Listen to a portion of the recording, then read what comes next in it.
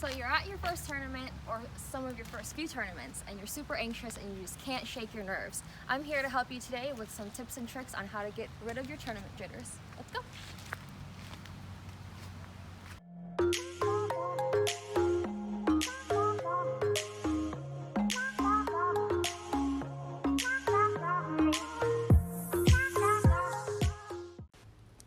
So it's tournament day. You get to the course, you've warmed up, 2 minutes has gone by, and it's tee-off time. You step up to the tee pad and you're looking around, hoping that your first shot goes as planned.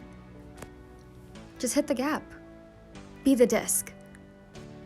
Your nerves are gonna kick in and you're gonna be overwhelmed, but just remember to visualize the line and tell yourself that you can do it.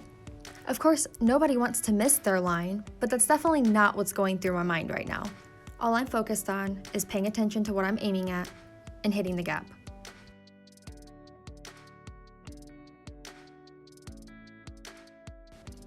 The key to successful tournament play is to be positive thinking and try to have some fun. The more that you're in your head, the more that could go wrong. The only time you actually have to focus is the 30 seconds that you have to throw your shot. Do not let your mental insecurities get the best of you in your game. So now we're going to get into playing smart and following the rules. Within 10 meters, which is 33 feet, you must maintain balance after releasing your disc. That means no jump putting. Here you can see that I had some momentum with the putt, but I made sure to step sideways instead of over my lie. Outside of 10 meters, you're allowed to follow through over your lie just like any other throw, which means, yes, you can jump putt. On to the next hole. I know you still have those jitters. My heart still races sometimes too. It's okay. Whatever you do, don't rush. You have 30 seconds, so it's okay to take a breath. Again, I'm focusing on the gap and the point that I'm aiming at in the distance. Nothing else.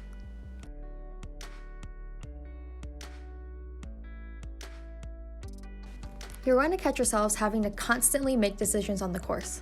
My advice, take the highest percentage gap. Here I'm looking at the tight right side. I have to miss a few trees to get to the pin. I didn't miss them. But just a few feet to the left, I have a much wider turnover line. Even though you don't want to admit that you're going to make a mistake, you have to account for errors when you're picking a line. If you're looking uphill, it's usually okay to run your upshot at the basket. The disc won't go far if you miss. Wind. You have to pay attention. Read the wind. You can pick up some grass or use a towel. Remember, headwind will make the disc fly less stable, and tailwind will make it more stable and push it to the ground faster. Now that I've felt some headwind, I've made my disc selection. Remember to always follow your routine and take a breath. When you approach a wide open hole such as this one, remember to play your highest percentage. Note that I'm running up towards the left of the tee pad because I want nothing to do with throwing my disc to the right. My disc will do that for me. This basket is significantly around the corner to the right, and I would never reach it off the tee. My plan is to just get it past the corner to put me in place for the next shot. When you get aggressive and try to go around the corner is when you start getting into some trouble. Finding yourself in a tough spot is bound to happen, and when it does, be smart. Here, I still have to make it around the corner, but there's no safe line. It's probably my best option to just pitch out to a place where I can execute an upshot to the basket.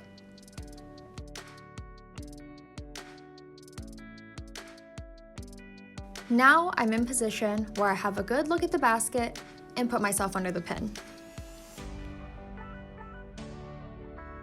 I'm going to go over a few tips that will hopefully shave some strokes in your game.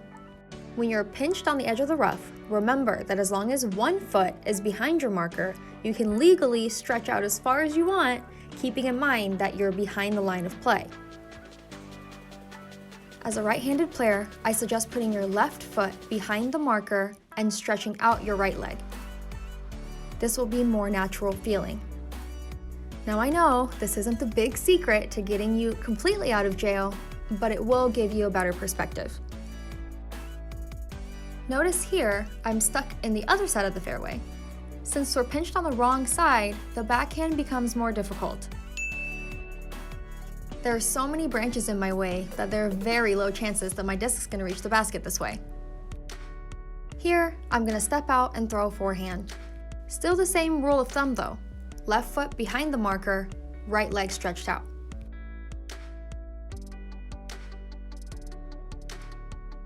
So earlier we talked about running your uphill putts and how that's okay.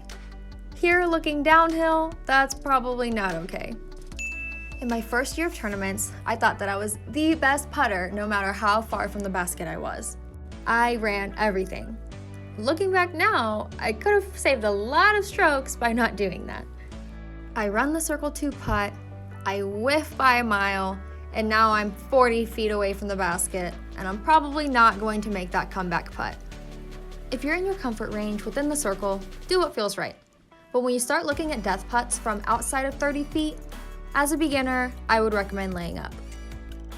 Even when you're feeling it, nobody is perfect. Mistakes will happen, and that's how you learn from them. I know the feeling when you aren't playing well at all. You have to remember that nothing is over until you hole out on that last hole of the day. Don't let all of your negative thoughts take over and ruin the rest of your round. Keep your head up and do your best on every single shot. Everyone has nerves, especially when it's your first few tournaments. Just remember to relax, focus, make smart decisions, and just enjoy the game. I hope you guys enjoyed this video. Drop a comment if you have any questions, like and subscribe, and we'll see you guys next time.